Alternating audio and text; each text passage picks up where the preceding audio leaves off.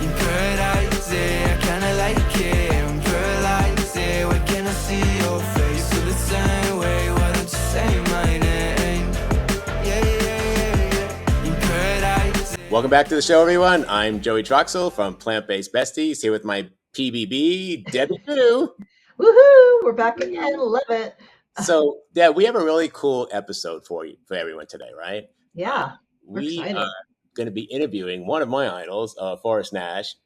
He is a trainer, a coach. He's a bodybuilder. He's a lifetime plant-based eater. Like, he's just amazing. And we had the opportunity to speak with him. It's a pretty long interview, Deb, right? Yeah, but it was packed full of information. He's a wealth of knowledge. My gosh, that man knows so much about all of this, about protein and fitness and all of that. And I mean, he has a training service, which is amazing. So it was nice to get that whole like expertise on it. Yeah.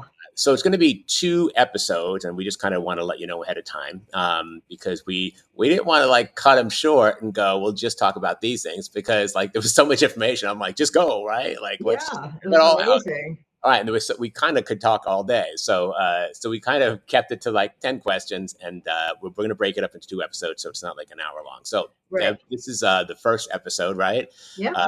It'll be the first half, and we hope you enjoy it. Yeah, let's bring them on. Let's get started. All right, everyone, thank you for joining us today. We've got Forest Nash with us. He is visiting us from Australia, which is one of the big questions I want to ask you.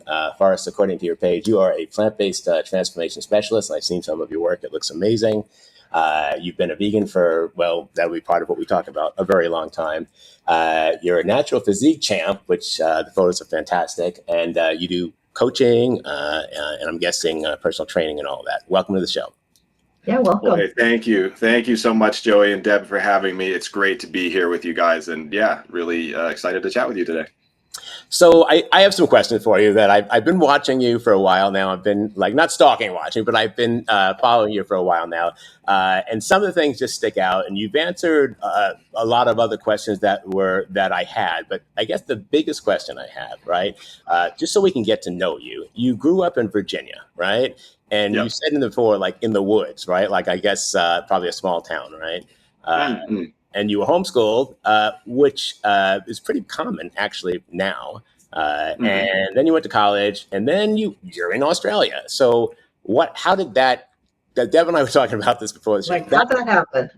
Anything vegan? It's all about how. I don't know that I've heard you address that. How did you get there? Yeah, that's a great question. So I did indeed grow up in the woods in rural Virginia. And I'm actually, although I am sort of semi-permanently based in Australia, I'm actually here in Virginia at the moment. So I'm actually at my parents' house currently because I'm back in the States. I've got a friend's wedding next weekend, so I'm here visiting. And so it worked out well for us to connect just with the time zones. It's a little bit easier since you guys are in the States.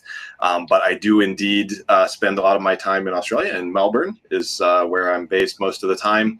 And yeah, it's kind of a fun story as to how I ended up there. So I actually moved there for love, believe it or not. And so I met someone back in 2017 who was Australian, who lived in Melbourne. And we actually did meet on the vegan cruise, the Holistic Holiday at Sea, if you guys are familiar with that. Yeah. Yeah, so that vegan cruise in the Caribbean, which is super cool. They do it every year. And yeah, it's great. Cruises aren't normally like my cup of tea necessarily, but it's that particular one is super cool because they have, really good vegan food on board. It's kind of healthy, more whole food end of the spectrum. And then also they have a lot of the really top plant-based nutrition experts like, Greger and Esselstyn and Barnard and all of their peers giving, talks and workshops and presentations. So it's kind of like attending a plant-based nutrition conference, but then you get to have a really cool kind of Caribbean vacation at the same time. So that was something that I did back in 2017. One of my friends that I was actually working with at the time, Derek Treesize, who's kind of my inspiration for going vegan back when I made the switch. I was working for him, and he was actually presenting on the cruise as like a fitness instructor and teaching group classes and stuff like that. And he was like, "Hey man, you should come along. This is, cruise is pretty cool." And I said jokingly to him, I was like, am I going to meet my future wife on that cruise? And he's like, yeah, of course. And the cruise evidently has a nickname of being called the Love Boat, because a lot of people have met their significant others on there. Like Joey, I know you mentioned you're a big fan of Robert Cheek, and of course I am as well. And he and his wife Karen actually met on that same cruise. And so a lot of people just happened to connect there. And I wasn't really expecting that would happen. I was like, oh, hey, what the heck, we'll go along. And I just happened to meet someone, and we hit it off, and ended up spending most of the time together on the cruise. And then, yeah, she was from Australia, so we had kind of a long distance thing for a little bit. I went to visit there. She came to the States a couple of times, but I was just at a point in my life in 2017 where I felt like I could relocate, and I ended up doing that. And yeah, it's been completely transformative. I feel so grateful to have had that experience. And I now have permanent residency in Australia, and it's Melbourne in particular feels like my second home now, and the vegan scene there is fantastic. And so it's great to be part of that. And I'm very fortunate as well, because I have an online business, so I can travel back and forth. I can do my work from anywhere. And so I spend some of my time there. I spend some time back in the States, with my friends and family here, of course. And so that's kind of, that's the story of how I ended up there. And I'm really, really grateful to have had that opportunity and that experience. So it's funny because Deb, you and I were just talking about this vegan cruise before he came on here, right? Yeah. I went through his photos, and it looks like you met some of these people on the vegan cruise, right? And then Robert G was posting about that cruise, and like all the people I follow, right? And I'm like, we have to do that cruise, right? Yeah, absolutely. You were just talking about this, but it always seems like it's in, like Deb and I were just talking about this, it always seems like it's in the wrong time of the year, because I'm a teacher and it's like right in the middle of March or something. And I'm like, I can't go. But it's something, it's kind of a bucket list goal of mine. Yeah, it's on our list for sure. Which sounds really cool. The organizers for the Holistic Holiday at Sea actually just launched another cruise that they're doing in Alaska. I think this year was the first time they did it, and it was just like in the last month or so. And so that might be something, Joey, where like, your schedule in the summer might be easier. That could be an option, but I'm not sure like what the dates are going to be for that in future, but they just did that recently. So hopefully it'll continue. Good to know. All right, Forrest. So from the website, if it's updated, it says, and I've known this because I followed you for a long time, that you've been vegan for 10 years and you grew up as a vegetarian in Virginia. I grew up in New York City. I wasn't a vegan or a vegetarian, but I imagine it probably wasn't as hard. How did that work out? Like, what was that like growing up in Virginia and not doing the same thing that everyone else was doing? Yeah, that's a great question as well. And certainly, Virginia, it depends where you are. In Virginia, there are places now that are pretty progressive and they have great vegan options. But where I was growing up, where my parents live, is certainly a sort of more rural part of Virginia. Like they live outside of Lexington, which is a really small town, and they're sort of a 20-30 minute drive outside of that. So they literally live out in the middle of nowhere, which is awesome. Super beautiful part of the country, but it's not like a place where there's a ton of vegan options for sure. But what was interesting in my case, and just kind of the upbringing, the background that I had, is it actually didn't feel difficult to me at all. And I think part of that is, a big part of it is because of the community, of course, the family that I was in. My parents were vegetarian for many years before I was born. So that was just how we were raised, my brother and I. But also they're part of a community of people that are also vegetarian. So the reason that my folks went veggie in the first place many years ago was part of the kind of spiritual path that they follow. And so it's for ethical reasons. And they happen to be part of this community in Virginia of other people who follow that same path. And so it was like kind of our circle of friends of people that we saw a lot of the time and spent time with when I was growing up were on the same page. And so it was just kind of normal in that little community to be vegetarian. And of course, if you go out, go into restaurants or whatever kind of mainstream culture, it's not as common, of course.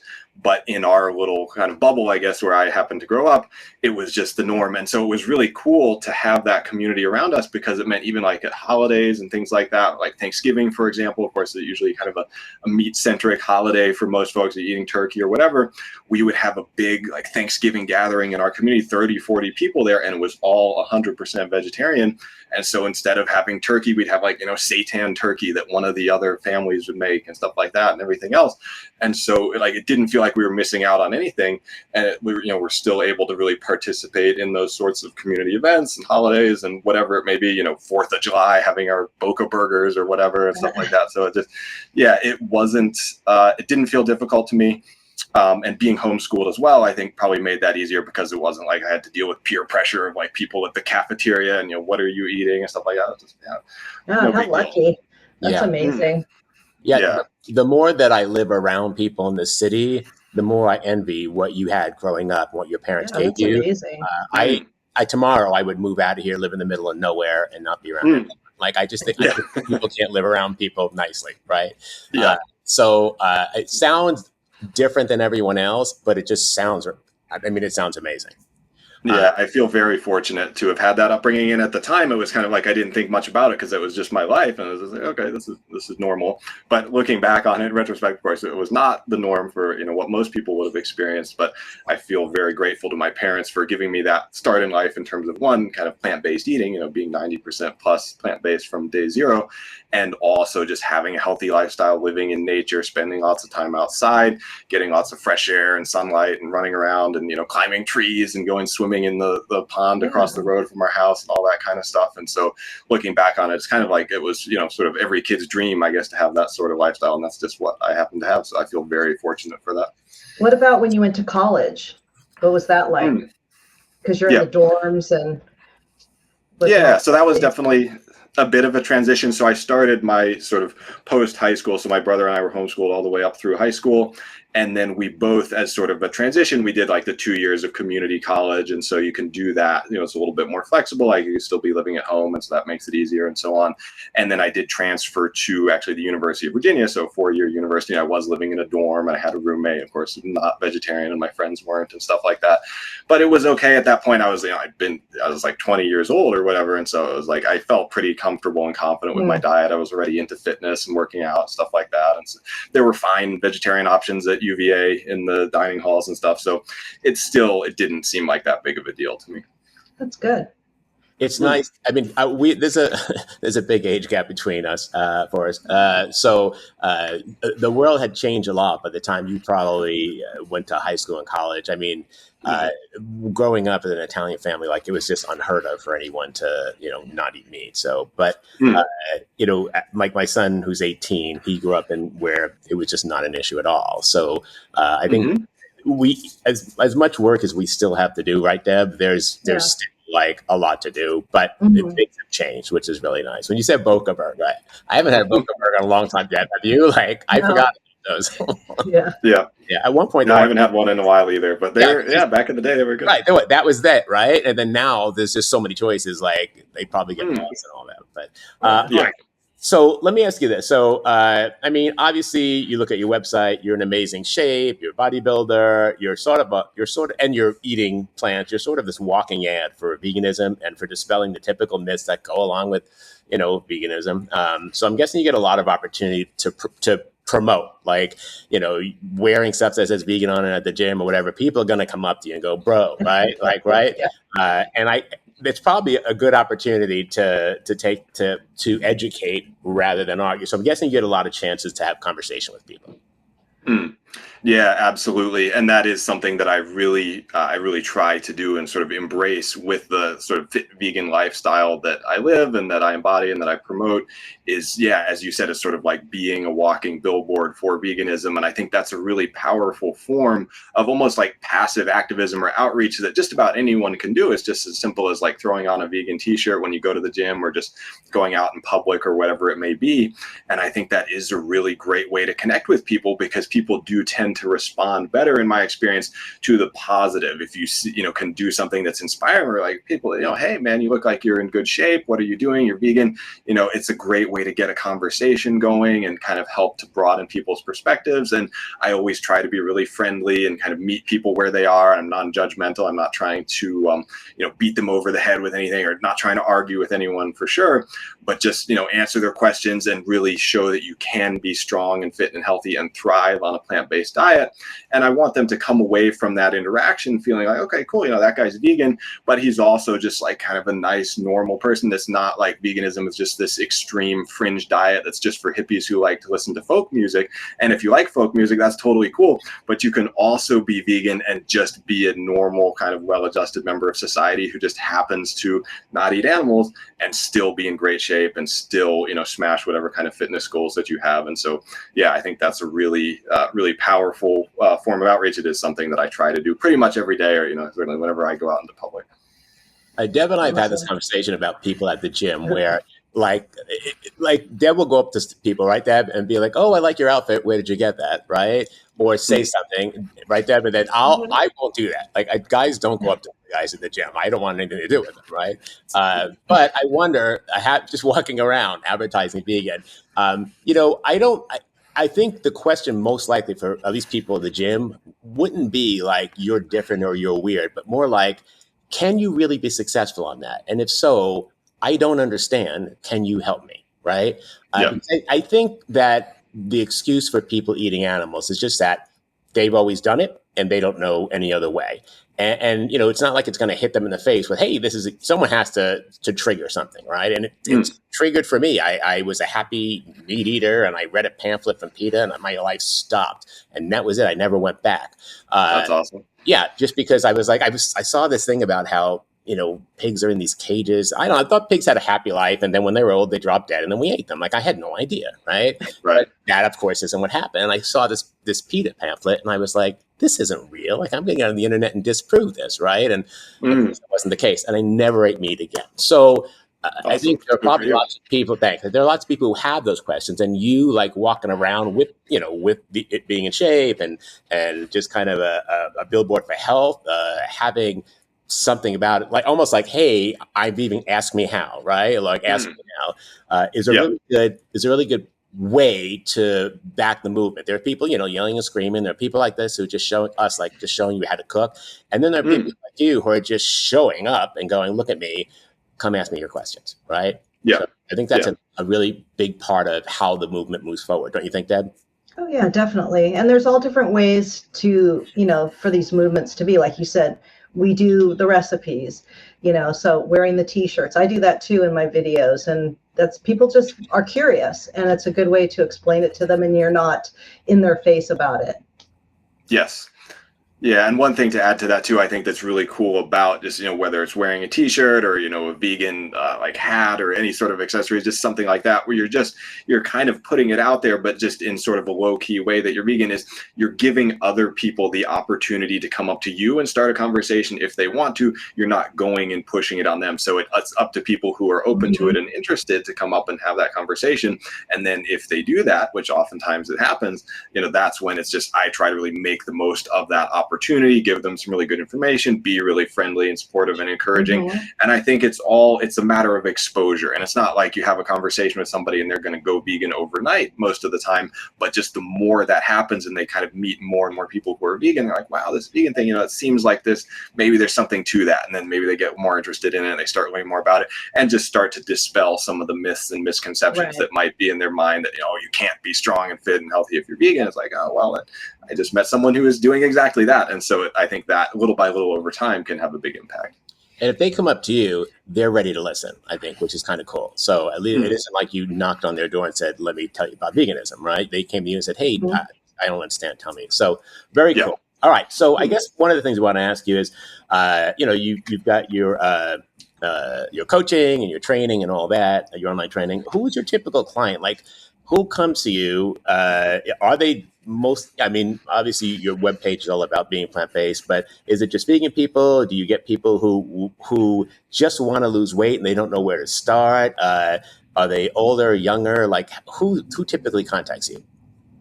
Yeah, for sure. So, of course, as you said, plant-based nutrition is my area of specialty. And so the majority of clients that I work with are going to be, I'd say most of them are vegan for sure, some vegetarian, but I do have some folks who are just maybe interested in adopting a more plant-based diet. And I'm very happy to work with those people as well. I don't require that someone has to be vegan in order for us to work together because I want to meet people where they are. And so if someone's not yet vegan or plant-based, but they're interested in moving in that direction, I want to help them. And I want to make that process as easy and seamless as possible for them so that it's something that they are likely to be able to maintain for the long term. So Majority of the folks I work with are vegan or vegetarian for sure, but I do have that kind of whole spectrum of people I work with. And I think that's, for me, it's really important to include those people as well. And then in terms of kind of the goals that people have, or, the types of clients that I work with, it's a wide range, but certainly weight loss just in the fitness industry in general is the most common goal that people have. So lots of people are interested in doing that. And the good news is if you're eating a plant-based diet, and, particularly mostly whole food plant-based diet, that works really well for weight loss. And so that, I feel like I've got sort of a extra sort of tool in my toolbox there that someone, if they were eating a more conventional diet, would not have, to benefit from. But I do have a lot of folks who are interested in kind of the flip side of that as well, of building muscle on a plant-based diet. And that's a goal that's very near and dear to my heart, because it sort of reflects my own journey of like being a skinny kid when I was growing up. When I started my plant-based fitness journey almost 20 years ago now, I started working out when I turned 15, and I weighed like 120 pounds at that time, close to 6 feet tall. So I was a pretty skinny guy. And so over that, the subsequent years, of course, I've had some success in building muscle as a lifetime natural plant-based athlete, but I've also learned a lot along the way. And so I feel really fortunate and just privileged now to be in a position where I can use that knowledge and experience that I've gained over the years and kind of the lifetime as a plant-based athlete that I've had to help other people who want to walk down a similar path, and hopefully make that journey easier for them, help them maybe avoid some of the pitfalls that I happen to fall into along the way, and just help them to achieve their goals, faster and more efficiently and all that sort of thing. So that's, I'd say those two, like, losing body fat and building muscle for sure are the main ones. And that's kind of my niche within the niche of plant-based nutrition, is sort of body composition change, helping people to get in better shape, which is typically a combination of having less body fat, more muscle, or both. Yeah, I think the whole people wanting to make a change, whether they're vegan or not, they got to start somewhere. So like a year and a half ago, I just walked into a trainer here down the road, and I was just grotesquely overweight, and I was eating a plant-based diet, with high starch, and I just went in and I was like, I'm just not getting anywhere. I need help. And I told him about me, I'm a vegan, and I'm 61 years old or whatever. And the very first thing he started talking about was protein, macros, calories. And I was like, I don't have to count calories. I'm on a vegan diet, right? I don't need to get worried about protein. He was like, you absolutely do. And I don't care what you're eating, what diet you're on. Here's what you have to stay in. And I was like, what? And it was like a complete education. And I had to learn, right? Matching protein with having calorie deficit. I got to learn all of that. And I just kept thinking, like, right there, like, I'm a vegan. Like, I don't need any of this, right? And I don't know why I thought that, but that it was very clear right there that all these things I had been doing like everyone else, one size did not fit all. And that I needed someone who was really going to focus on me, like you're probably doing with your clients, right? And go, okay, we've evaluated you. Here's what works best for you, right? Sure. So having a trainer or, a specialist on your side, and it made all the difference, right? Like I look completely different than I did before. I'm more muscular and the whole bit. Like awesome. It changed everything. So Dr. YouTube and Dr. Google is not always the best option for you, right? Like you sometimes just need a specialist, don't you think, Deb? Like, Absolutely. Yeah. And, just cut out all the, just the trial and error that we were going through. Then you just go to an expert. Yeah. Yep. And then you get the shortcut, and it's like, oh, here's my direct path, how to get there.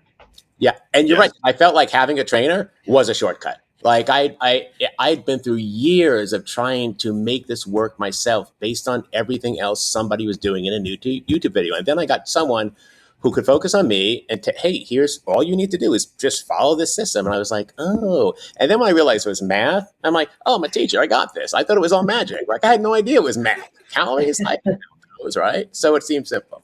Yeah.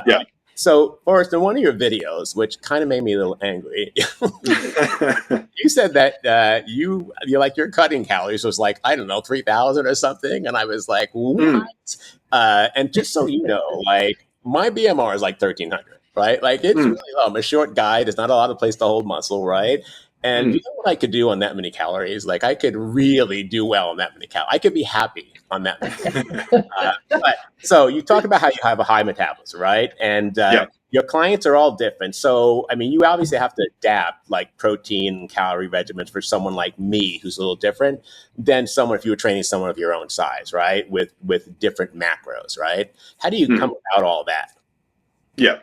Yeah, that's a great question. And so certainly to address your point there, like my sort of calorie requirements are a bit unusual. It's not the norm. And there are a few factors that contribute to that. One, of course, I am very active. So typically I train 6 days a week and I live in a city. So I'm, biking and walking a lot. So I move a lot and that does burn calories. And, maybe I have a little bit more lean body mass than the average person and that burns more calories as well. But for sure, I don't want to discount this. The biggest factor is just genetics. Some folks just naturally have a higher metabolism. I happen to be one of those people. And so those are the people like me when I started my fitness journey who tend to just be skinnier throughout their life because it's like they just, they're burning more calories. So it's harder for them to gain weight.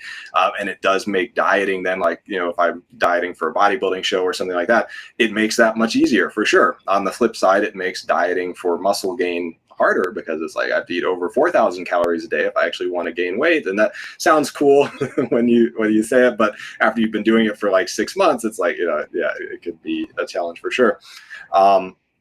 But for folks, as you said, most of the clients that I work with are not in that particular camp of being like a macronator, as it's called in the fitness circles. They have fewer macros to work with. And even people who are like a similar size and activity level to myself, most of those folks are not going to be eating as many calories because it's just that genetic difference in metabolism. I think I've worked with hundreds of clients over the years. I can think of 2 off the top of my head where they have a similar calorie intake to my own. Most people are going to be eating less than that for sure. And so for someone like in your case, Joey, where just, your BMR is notably lower, as you said, it's going to be obviously, it requires you to be a bit more strategic with your food selection and making sure that you are getting those really concentrated protein sources in. I'm someone where, again, I'm a bit unique in that I actually can basically source all of my protein from whole food sources if I want to, like just beans and grains and tofu and tempeh and stuff like that. Because I've got so many calories to work with, it's not an issue. But for most folks, of course, it does require a little bit more planning and tracking. And that, as you said, once you figure out how to manage your calories and macros, of course, it demystifies it. It makes that whole side of things much easier. And so I think it's great that, you had that experience working with a trainer and he kind of put you on that path. And it sounds like that's now something that you're very comfortable with. And obviously that's made a huge difference in the results that you've achieved as well. And one thing I wanted to say, just to circle back to what we were talking about a moment ago, where you mentioned, you felt like, oh, I'm vegan, I don't have to worry about protein, I don't have to count calories and macros and stuff like that. One thing I would emphasize with that is it really depends on what your goals are. So you don't have to count calories and macros just to be healthy as a vegan. And I want people to know that it's not like, if you're eating a plant-based diet, you have to be using Chronometer at MyFitnessPal and logging all your food and stuff like that, because that does require more effort. And I don't want that to be an impediment to people thinking, oh, I can't go vegan because I'm not going to do all that math and crunching the numbers. Mm-hmm. If you just want to be healthy, you can eat a plant-based diet, eat mostly whole foods, keep active. You're going to be on the right track already. But if you have really specific goals in terms of your body composition, like losing body fat and building and maintaining muscle and so on, taking that more strategic approach really has a huge impact. And of course, that's what you've experienced, Joey, and probably you in your journey mm-hmm. as well, Deb. And that's something that I also experienced early on in my fitness journey. I was trying to gain weight and build muscle, and I'd had some success, but I was really, I felt like I was spinning my wheels. And I also ended up working with a personal trainer when I was probably 18 or something. I was kind of a few years into the training process, and I actually got with the trainer. And the biggest thing that really came out of that was a game changer for me was he just told me to eat more, because I hadn't been eating enough to really gain weight.